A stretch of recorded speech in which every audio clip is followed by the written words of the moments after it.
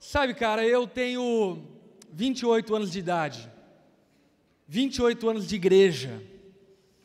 Desde o meu nascimento eu nasci e a primeira coisa que provavelmente meus pais fizeram foi me levar para a igreja. Eu já fui em retiros e mais retiros, em programações e mais programações, congressos e mais congressos, congressos de missões, congressos de cura interior, congressos reformados, congressos pentecostais, enfim, eu já vivi muito dentro da igreja. O que é interessante acerca da minha vida é que de fato eu conhecia Jesus há 11 anos atrás, não há 28 anos atrás. Há 28 anos atrás eu tive a experiência de viver dentro de uma comunidade de fé. Mas há 11 anos atrás eu tive um encontro com Jesus que transformou a minha vida e que me deu uma nova perspectiva de vida. O que eu acho interessante dessa minha trajetória e que eu queria deixar para você como uma lição inicial nessa noite é que até os meus 17 anos, quando eu ainda não havia entregue minha vida a Jesus, eu achava a igreja um ambiente chato, muito do mesmo, e tudo que eu ouvia dentro da igreja parecia ser a mesma coisa, e mais do mesmo, e mais do mesmo, e mais do mesmo. Mas 11 anos atrás, quando eu entreguei a minha vida a Jesus, de maneira surpreendente, eu posso afirmar para você que nunca um culto foi igual ao outro culto. Que nunca um congresso, uma conferência foi igual a outra conferência. Que nunca um louvor foi igual ao outro louvor. Eu estou falando acerca de alguém que há 11 anos, depois de ter entregue a vida a Jesus, vive igreja intensamente. Por exemplo, teve um tempo, um período na Onda, quando nós estávamos ainda no antigo espaço, que nós tínhamos 7 cultos por semana. Eu pregava 7 vezes a mesma palavra, mas eram 7 vezes diferentes. E é incrível isso, porque, na verdade, a própria palavra fala sobre isso.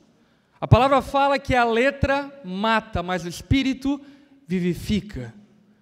Então nós, quando estamos em Jesus, nós podemos extrair, retirar coisas novas todas as vezes que nos encontramos com Ele. E por isso eu posso afirmar para você que, sem sombra de dúvida, Deus tem algo novo para dar a você essa noite. Deus tem uma lição nova para a sua vida. Deus tem uma unção nova para a sua vida. Deus tem algo novo para você, se é que você está com o coração aberto para receber esse algo novo de Deus. Porque uma das coisas que eu tenho descoberto na vida com Jesus é que nunca Jesus dá o do mesmo. É sempre o pão nosso de cada dia. O pão de ontem não serve para hoje, a lição de ontem não serve para hoje. O pão de hoje não serve para amanhã, é o pão de hoje. E nós precisamos buscar em Deus o pão de cada dia que nos sustenta, que nos alimenta, até um dia que nós o veremos face a face e conheceremos plenamente. Enquanto isso não acontece, nós continuamos nos alimentando para manter o espírito forte, vivificado, para suportarmos os desafios, provações, tribulações que enfrentamos nessa vida. Então, o que eu queria dizer para você é: Deus tem algo novo para dar a você essa noite. Amém? Você quer receber isso? Você quer receber isso? Amém. Vamos orar. Abaixa tua cabeça, feche seus olhos.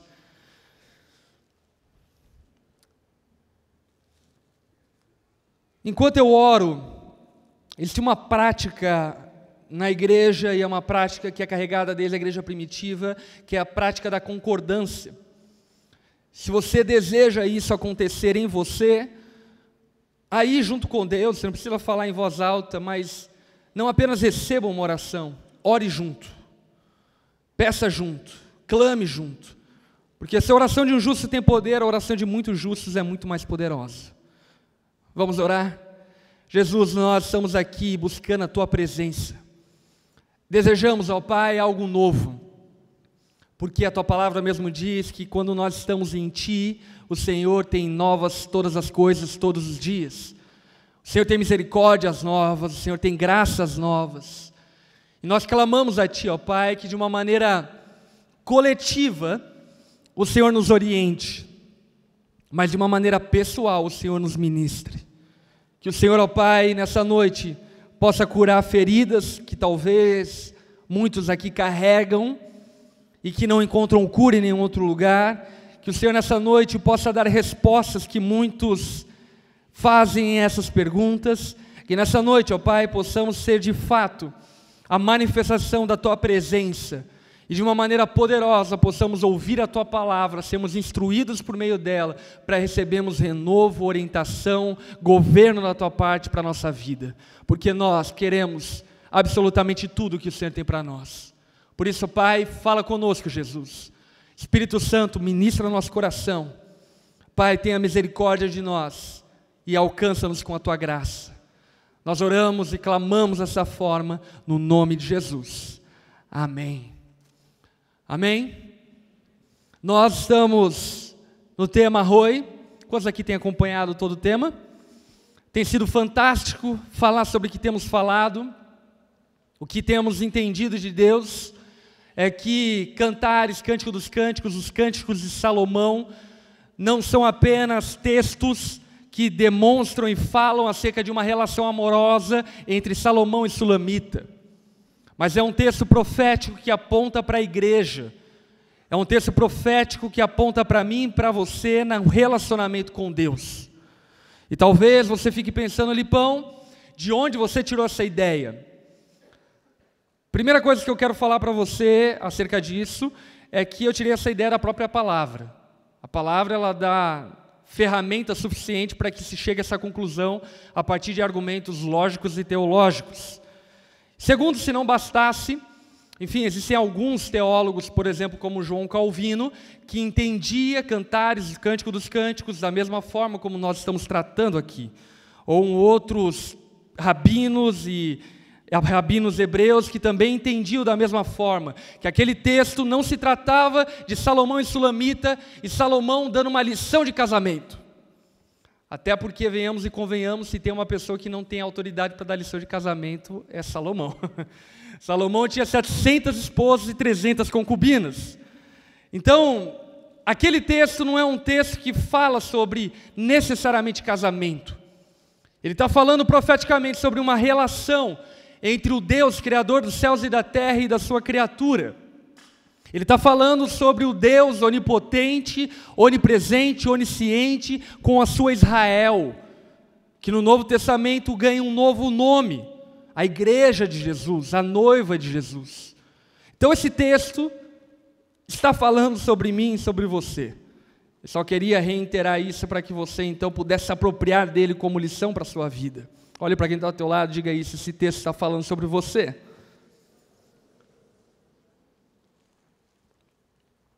Dito isso, abre a tua Bíblia lá em Cantares, Cântico dos Cânticos, capítulo 2, versículo 15.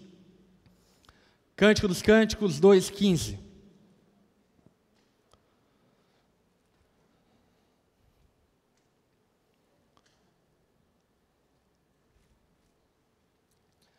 Na semana passada nós falamos acerca do momento aonde Sulamita está escondida no inverno e o noivo chama ela para a primavera. Semana passada nós ouvimos e tratamos acerca desse chamado de Deus para que saiamos do nosso esconderijo e vivamos a plenitude da primavera, porque Deus nos criou para vivermos em um jardim e na primavera. Você recorda disso? E Sulamita, a igreja, eu e você, nesse momento ela está onde? Na primavera. Está em um jardim. Com quem? Com o amado dela, com Jesus. Ela está num relacionamento pleno com Deus. O jardim florido, flores, as vinhas floridas, a figueira dando fruto, um espetáculo. Mas de repente aparece um personagem na história como de intruso. Quais são esses personagens? Cantares, capítulo 2, versículo 15. Apanhem para nós as raposas e as rapozinhas, que estragam as vinhas. Sulamita, ela está fazendo uma oração, e ela está falando para Deus, Deus, Jesus, Apanhem para nós as raposas e as raposinhas, porque elas estão estragando as vinhas. As vinhas produzem uva, a uva produz vinho, e o vinho é símbolo do quê? Do sangue de Jesus, da nova aliança, do perdão de Jesus. Nós somos perdoados através do sangue de Jesus, não da boa vontade de Deus. Jesus teve que sofrer, padecer, para que houvesse perdão para mim e para você. Todas as vezes que nós partilhamos da ceia, comemos o pão, bebemos o vinho, nós lembramos que o corpo de Jesus foi esmagado, foi rasgado, para que eu e você tivéssemos vida. E o sangue dele correu, para que fosse estabelecida uma nova aliança. E agora essa aliança estabelecida na base do amor, na base do perdão, da graça, não do merecimento humano, mas do perdão de Deus. Nós somos salvos pela graça, não por obras. Nós somos salvos através de um dom de Deus, o amor dele nos alcançou. Nós não somos salvos porque fizemos algo bom, nós somos salvos porque ele fez algo bom, ele nos amou. Não somos salvos porque somos pessoas boas, porque aliás não somos. Deixa eu te contar essa novidade acerca da tua vida, talvez. Não somos salvos porque fizemos algo bom, porque somos pessoas boas, somos salvos porque ele é bom. E a bondade dele nos alcançou com o seu perdão, e quando nós abrimos nosso coração para esse perdão, então os nossos pecados são lavados e nós nos tornamos mais alvos do que a neve. Isso é muito legal. E o sangue, representado pelo vinho, estão sendo massacrados, esmagados pelas raposas e raposinhas. E deixa eu te falar algo. Sem perdão de Deus, sem graça de Deus, ninguém terá um relacionamento com Ele. Amém? Se Deus não nos perdoar, nós não conseguiremos ter um relacionamento com Ele. A única maneira de ter um relacionamento com Deus não é através dos nossos méritos, mas é através do mérito dEle. E naquele momento, quando tudo está florido, um jardim bonito, primavera, as raposas e raposinhas estão estragando as vinhas, estragando o perdão de Deus, estragando a graça de Deus, estragando o produto da vide, da vinha, que é o vinho, que é a uva. As raposas e raposinhas estão estragando qualquer possibilidade de perdão. Grava isso aí na tua mente, no teu coração. Pois as nossas vinhas estão floridas. O meu amado é meu e eu sou dele. Você pode dizer isso para Deus? Você é meu Deus e eu sou teu. Cara, isso é poderoso demais. Sulamita, ela se apropria de Deus. Sabe, Sulamita não fala tipo, Deus, é legal caminhar contigo. Ela fala, Deus, você é meu. Salomão, você é meu. Você é meu amado. Você é meu. E eu sou tua. E sabe, nós precisamos entender e compreender essa alegoria do relacionamento entre um noivo e uma noiva que a Bíblia relata e retrata. Quando a Bíblia fala que nós somos noiva e que Deus é o noivo, ela está usando um princípio do casamento. Qual é o princípio do casamento? Ele foi estabelecido em Gênesis 2:24, quando Deus diz, portanto, o homem deixará a casa de pai e mãe. Amém? É bom falar isso. Portanto, deixará o homem a mamãe e o papai, porque ele é homem, não precisa mais da mamãe e do papai. Ele não precisa mais dos afagos da mãe, agora ele precisa dos afagos da sua mulher. Aleluia. Portanto, deixará o homem casa de pai e de mãe, se unirá à sua mulher, que também com ele deixou casa de pai e mãe, se unirá à sua mulher, e os dois se tornarão uma só carne. Nessa alegoria de casamento que a Bíblia nos dá, o que Deus revela e demonstra de maneira muito clara é que Ele quer e deseja que nós sejamos um com Ele. Nós cheguemos ao momento e ao tempo que não somente pensando no otimismo, mas com base em convicção e certeza nós possamos dizer: Deus, eu sou teu, a minha família é tua, o meu futuro é teu, os meus sonhos são teus, a minha vida é tua, e você também é meu, o teu poder é meu, a tua graça é minha, o teu amor é meu, o teu perdão é meu. Sulamita, ela amadureceu nesse relacionamento, e ela descobriu esse mistério, que Deus quer nos ter, e Ele quer ser tido por nós. Que coisa fantástica, não é? Deus quer ser possuído por você. Não me pergunta como, só aceito o que a Bíblia diz. Ele quer ser misturado, amalgamado, juntado, Ele quer ser um com você. E essa é a plenitude dos tempos, quando a noiva é uma e casa com o noivo, que é um, e os dois se tornam um. Apocalipse 21 fala que João está tendo uma visão, ele fala: eu vi a Nova Jerusalém descendo da parte de Deus como uma noiva adornada. A Nova Jerusalém, uma cidade, é a noiva, não é a cidade. A cidade somos nós, e não é várias cidades, é uma cidade. É uma cidade que é a noiva, a comunhão de todos os santos, de todas as eras, de todos os tempos, casando-se com Deus, estabelecendo um relacionamento perpétuo, contínuo, diluído, amalgamado, misturado com Ele. Quantos aqui querem ser um com Deus? Eu quero ser um com Ele. E na medida que eu vou compreendendo o amor dEle por mim, eu vou me entregando ao amor dEle. E por isso Sulamita pode falar: Deus, você é meu. Porque na medida em que ela foi conhecendo esse amor de Deus por ela, ela foi dando também do amor dela para Deus. Na medida que nós conhecemos o amor de Deus por nós, nós podemos nos entregar a Ele.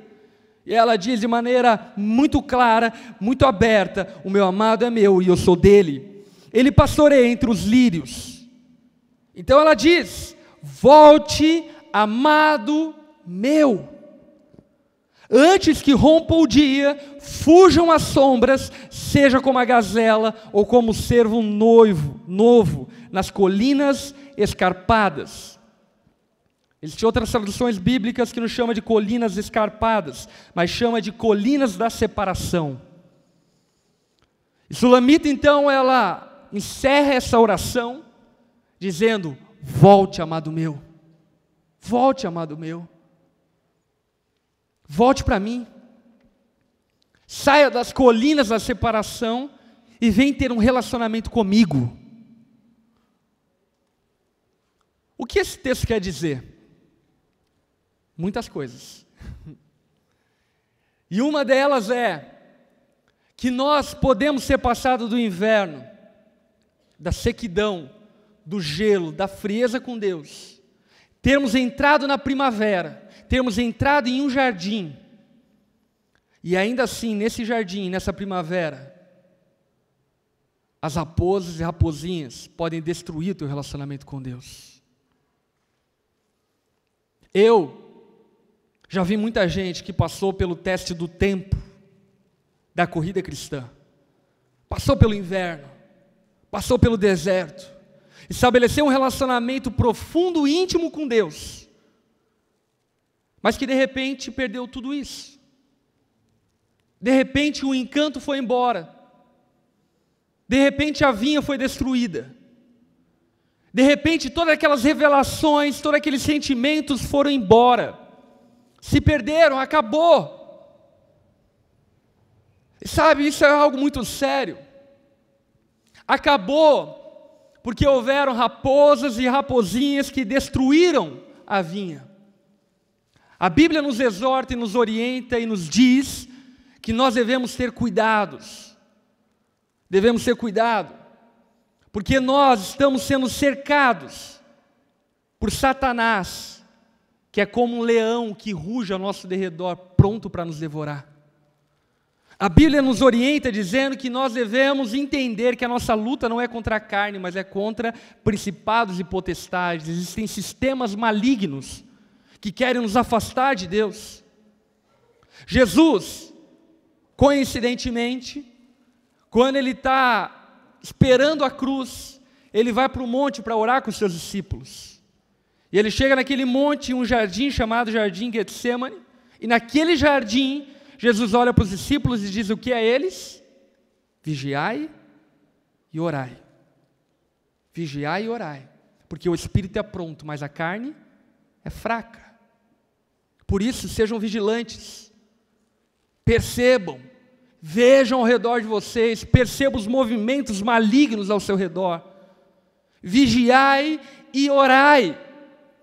Porque na medida em que você perceber os movimentos malignos ao seu redor, repreenda eles a partir da oração. E não permita que eles destruam você. E o que aconteceu?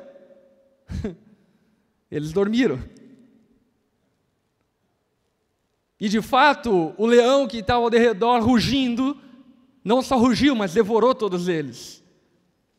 Jesus deveria ser morto na cruz, aquilo deveria se cumprir. Mas eles perderam aquela batalha que profeticamente deveriam perder, porque eles não estavam vigilantes e não estavam em oração. E muitas vezes o teu relacionamento com Deus é destruído pela tua falta de vigilância. Você não abre o olho, você não percebe o que está acontecendo ao teu redor, porque muitas vezes você julga que pelo fato de você estar inserido dentro da igreja, te faz protegido, blindado. E deixa eu te falar algo com clareza, não te faz. Pelo contrário, te faz vulnerável para um outro tipo de ameaça.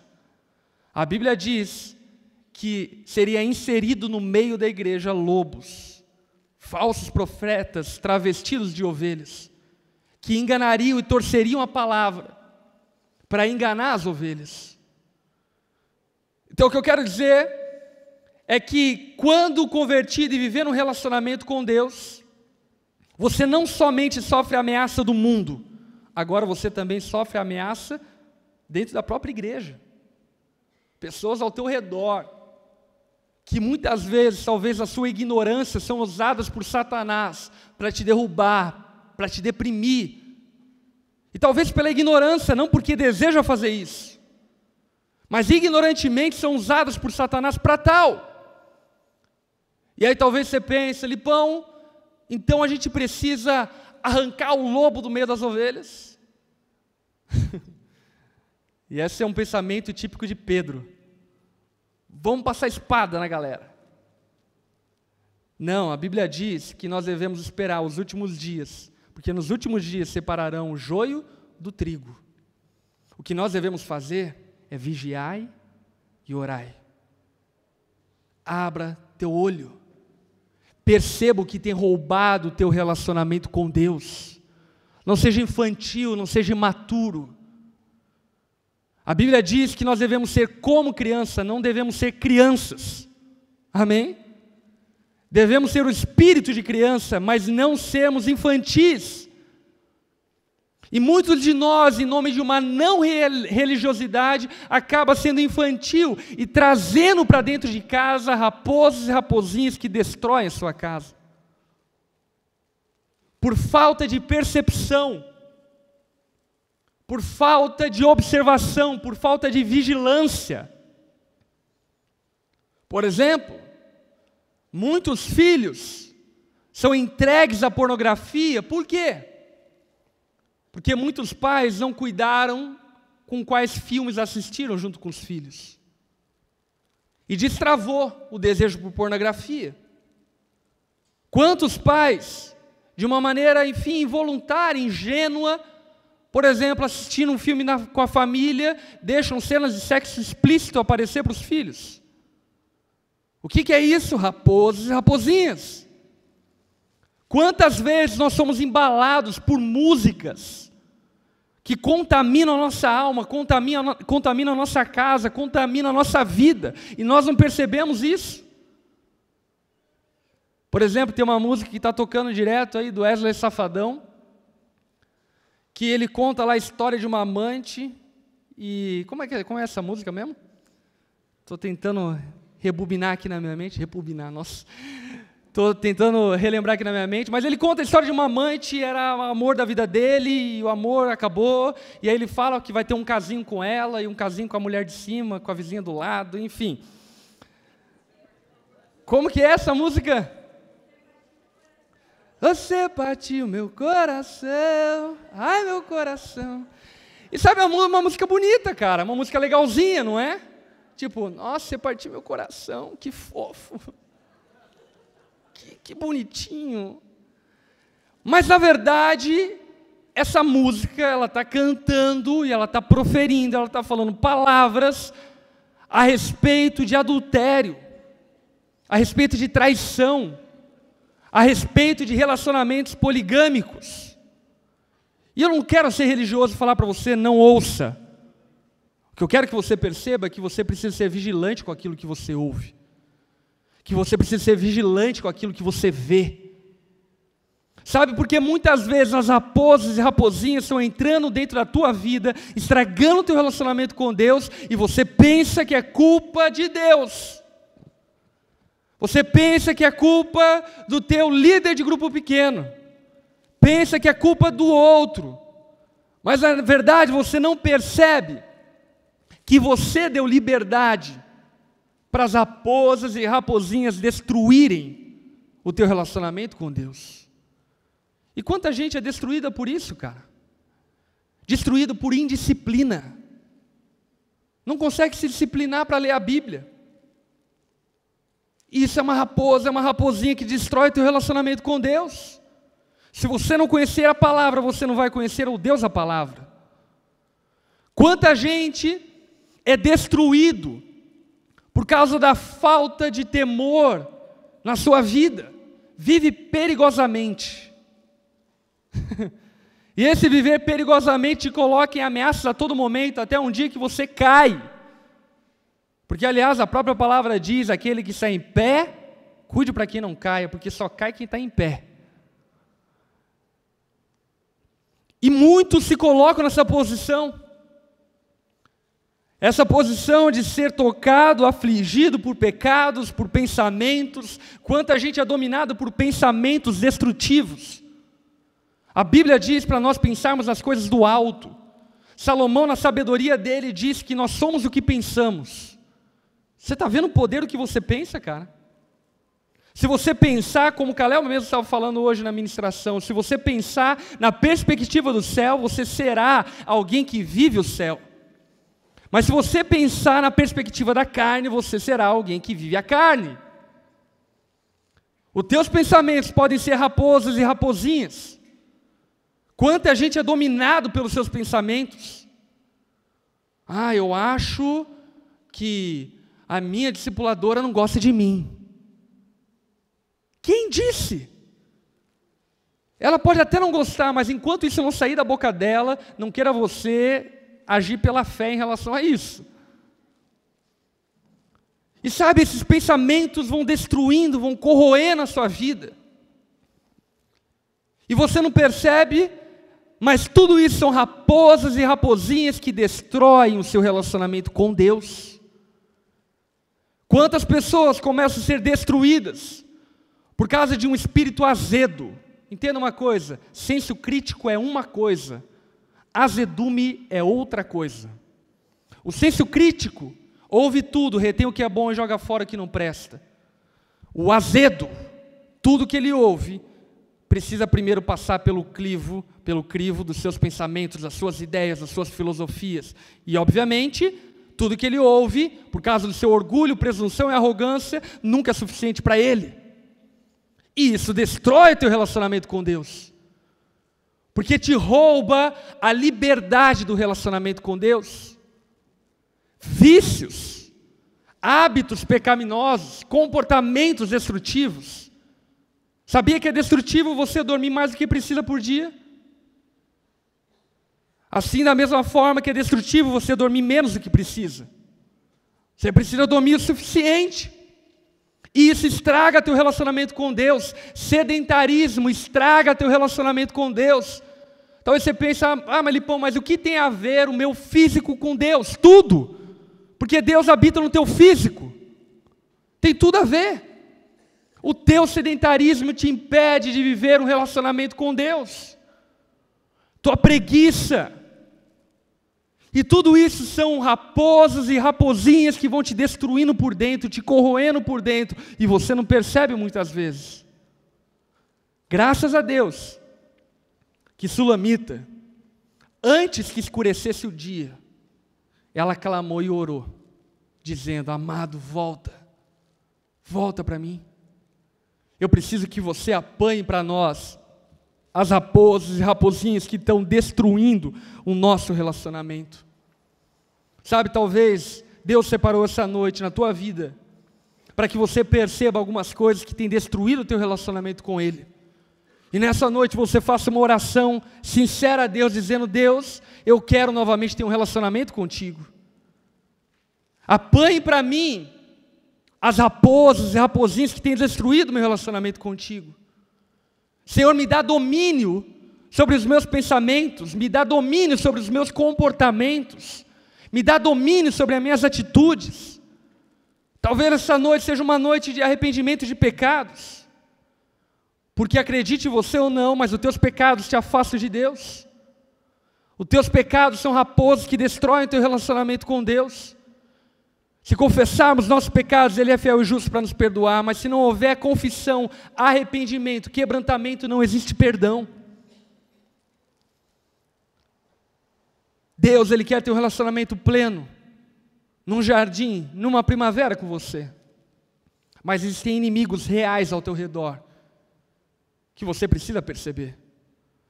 Muita gente entra num relacionamento com Deus e acha que agora, meu irmão, é pisar na cabeça da serpente. Mas às vezes a serpente, ela é tão astuta, e você tão bobinho, que ela te pica e você não percebe que ela te picou. E de repente a tua fé enfraquece, te coloca em cama, daqui a pouco você não respira mais pela fé, e daqui a pouco você morre na fé. Lipão, é possível morrer na fé? Não é tempo agora de explicar para você, mas a Bíblia diz que sim, é possível. Existem aqueles que provaram do dom do Espírito e negaram a Deus e hoje não vivem mais um relacionamento com Deus. A Bíblia chama alguns de apóstatas da fé, pessoas que experimentaram a vida com Deus e não têm mais um relacionamento com Deus. Por isso não pense você que o fato de algum dia você ter repetido um mantra, entregue a tua vida a Jesus, ter batizado nas águas te garantem alguma coisa. A vida cristã, ela é uma vida e uma corrida de perseverança. Pela fé nós somos salvos em Cristo Jesus, mas se andarmos vigilantes, em oração em todo tempo, vigiai e orai, porque o Espírito é pronto, não é verdade?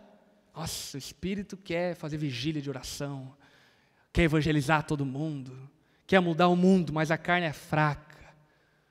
A carne quer hambúrguer, quer Coca-Cola, a carne quer ficar dormindo, não é? A carne quer pornografia. Alimente o espírito e a carne morrerá, alimente a carne e o espírito morrerá. Sulamita, ela está chamando a atenção para uma real ameaça que está ao nosso redor. E o clamor dela não é: eu vou dar conta. Porque, aliás, deixa eu dizer algo para você, você não dá conta de nada. O clamor dela é: volte, meu amado, vem, eu preciso de você. Eu estou sendo dominado por pensamentos destrutivos. Eu estou sendo dominado por hábitos destrutivos, eu preciso da tua presença novamente. Volte para mim. Volte como uma gazela que está correndo pelas colinas escarpadas. Volte para mim, para que nós possamos reestabelecer novamente a comunhão plena um com o outro. E eu acredito que talvez essa é a oração que você precisa fazer essa noite. Sobre vigiar o teu relacionamento com Deus, eu quero dizer algo para você muito importante. O homem pecou, Adão e Eva pecaram no jardim do Éden e foram afastados, destituídos da glória de Deus. Quando eles foram afastados do jardim, o que Deus colocou na porta do jardim? 2 anjos para protegerem a presença de Deus. No templo, aonde existe a Arca da Aliança, na tampa do propiciatório, sobre ela existem o quê? 2 anjos para proteger a presença de Deus. Talvez você nunca viu um mapa de Jerusalém nos tempos bíblicos, nos tempos de Jesus. Mas deixa eu explicar mais ou menos como era Jerusalém. Jerusalém era uma fortaleza que era formada de 3 muralhas. Existia a terceira muralha, a segunda muralha, a primeira muralha, então o templo que era uma fortaleza. E dentro do templo existia um pátio dos gentios, e dentro do pátio dos gentios existia, então, um lugar de adoração. Dentro do lugar de adoração existia o pátio das mulheres, e aí então existia o santo lugar, e então o santíssimo lugar, e dentro do santíssimo lugar existia a Arca da Aliança. Quando você olha para Jerusalém em relação a tudo isso, o que você pensa? Que as muralhas, elas existiam para proteger o povo, as famílias? Sim, também. Mas a verdade, e mais profundamente entendendo isso, na mente de um judeu, como fica muito claro no livro de Esdras e Neemias, o que eles queriam proteger era o templo, era a presença de Deus. Porque o que mais importava era a presença de Deus. Eles queriam proteger o relacionamento com Deus. E sabe, muitos de nós não colocam muralhas ao redor do seu relacionamento com Deus. Deixam vulnerável o teu relacionamento com Deus. E qualquer inimigo mal intencionado entra na sua vida e bagunça todo o teu relacionamento com Deus, porque você não protegeu esse relacionamento.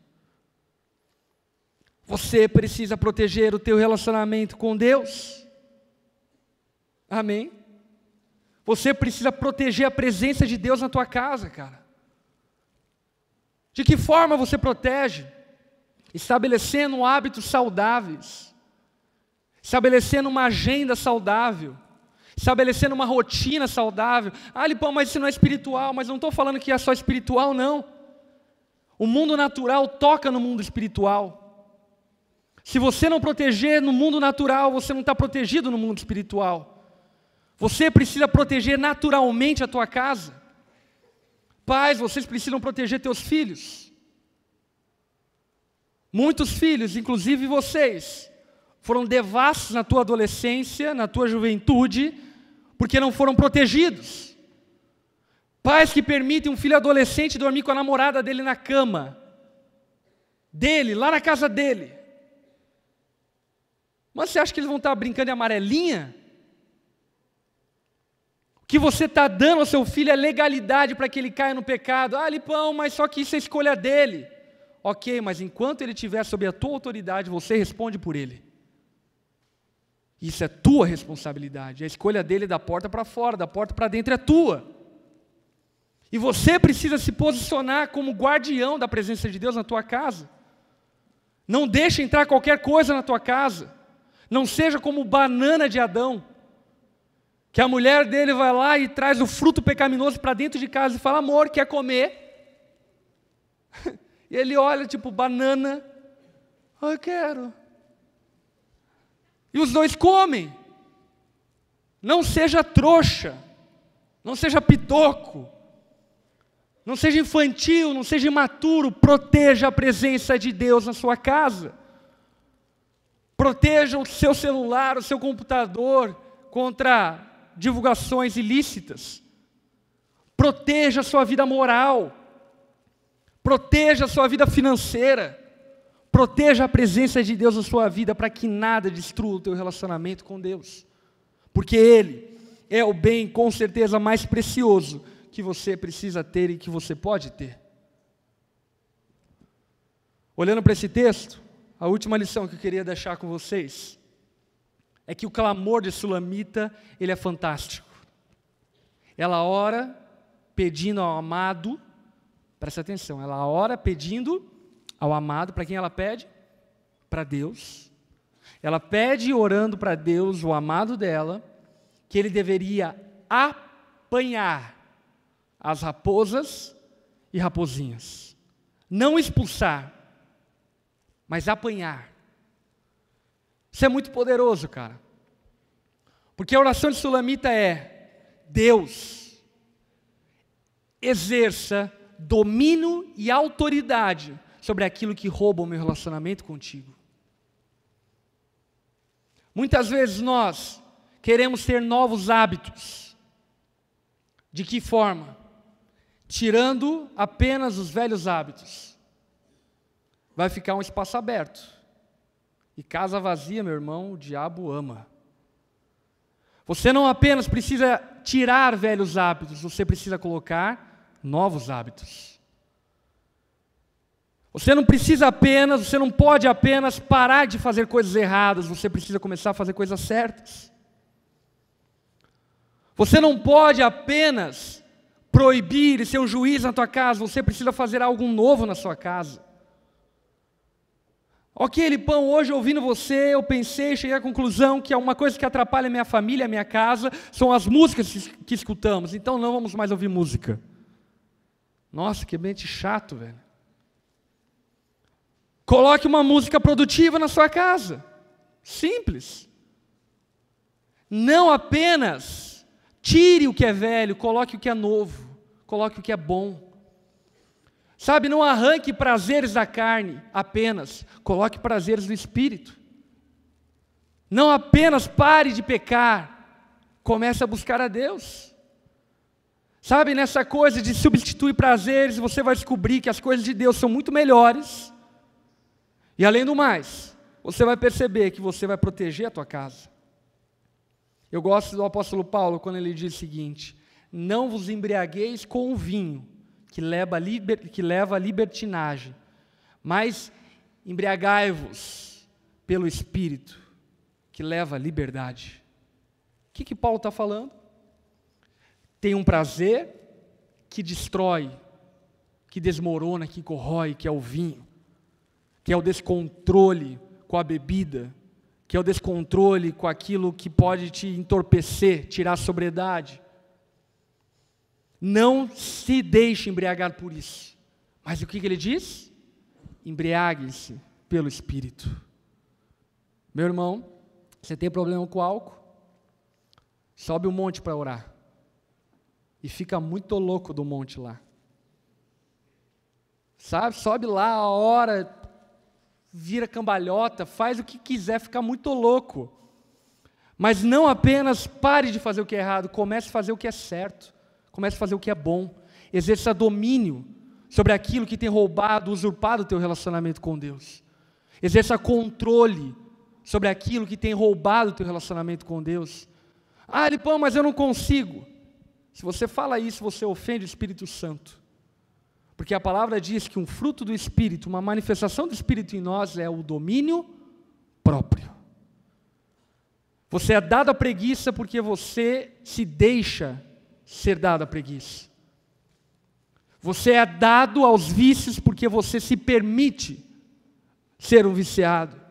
Deus, através do Espírito Santo, te deu domínio próprio, autoridade, controle, a autoridade sobre aquilo que usurpa, que rouba o teu relacionamento com Deus. Exerça esse domínio. Não permita que as raposas e raposinhas destruam a tua vinha, que a noite chegue e que você se encontre solitário, sozinho, longe de Deus. Perceba as ações de Satanás, tentando roubar, destruir a tua alma. E percebendo elas, ore, peça a Deus, clame a Ele, porque Ele virá ao teu socorro, Ele protegerá a tua casa, e nenhum inimigo prosperará contra você, se você vigiar e orar. Olhe para quem está ao teu lado e diga: seja vigilante. Mas não só perceba o que é errado. Ore. Amém. Baixe tua cabeça, feche seus olhos.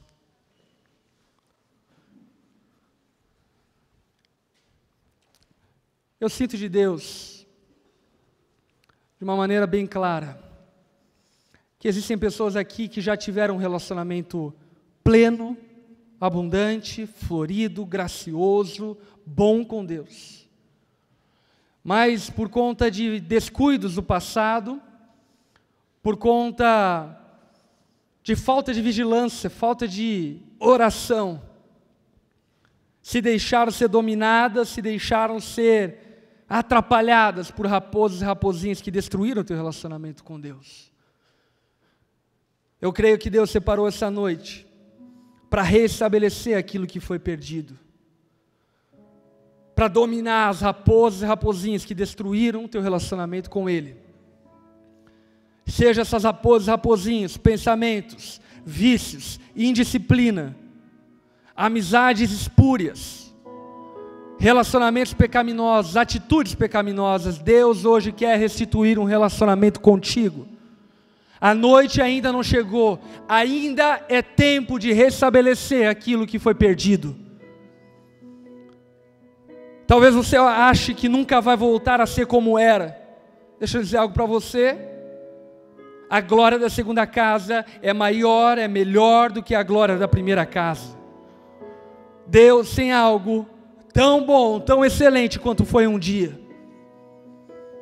Mas você precisa clamar a Deus, dizer: Deus, eu não aguento mais ser dominado. Eu não aguento mais sofrer a opressão de raposas, de raposinhas que destroem o meu relacionamento contigo.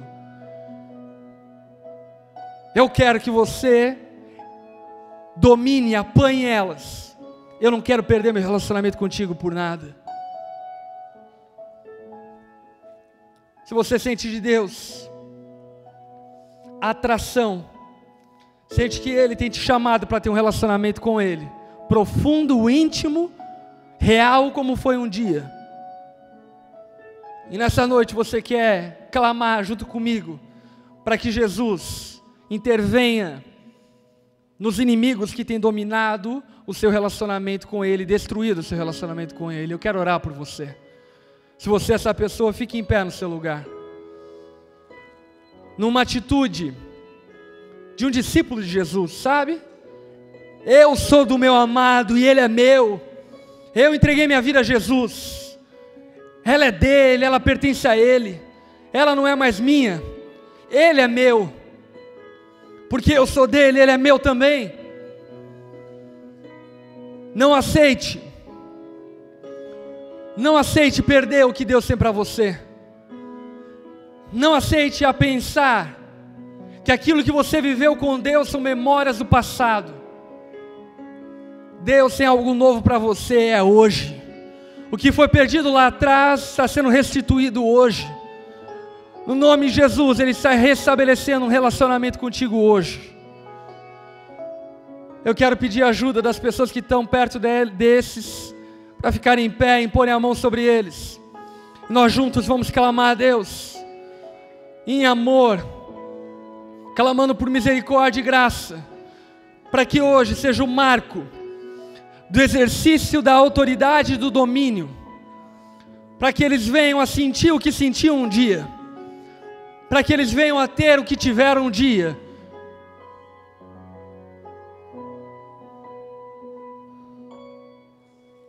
Oh Pai, cubra-nos, ó Pai, com Teu amor, cubra-nos, ó Pai, com a Tua graça. Senhor Jesus, faz florescer novamente essa vinha,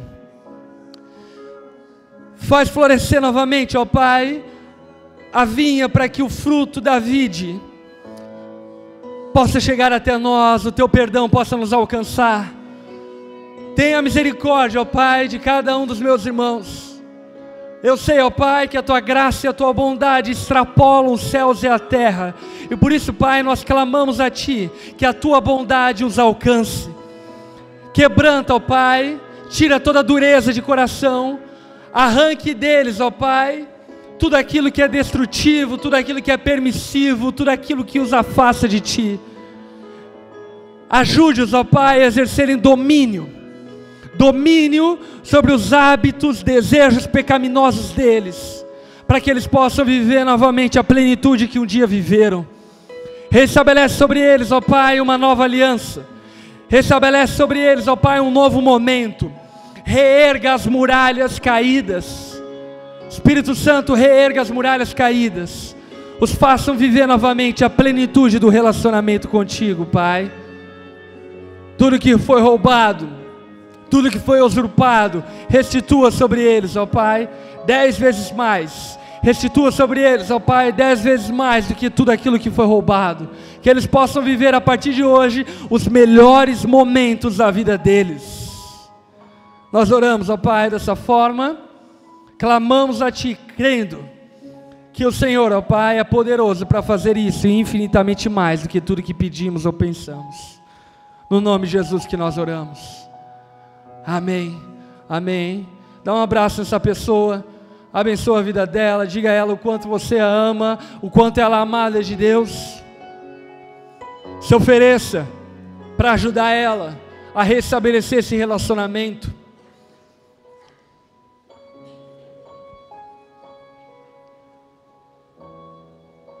Amém. Deus seja louvado pela vida de vocês.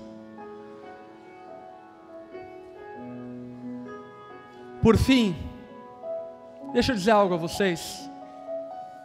Sabe, nós precisamos compreender que a nossa vida com Deus não se trata apenas de coisas invisíveis, mas ela também se trata de coisas visíveis.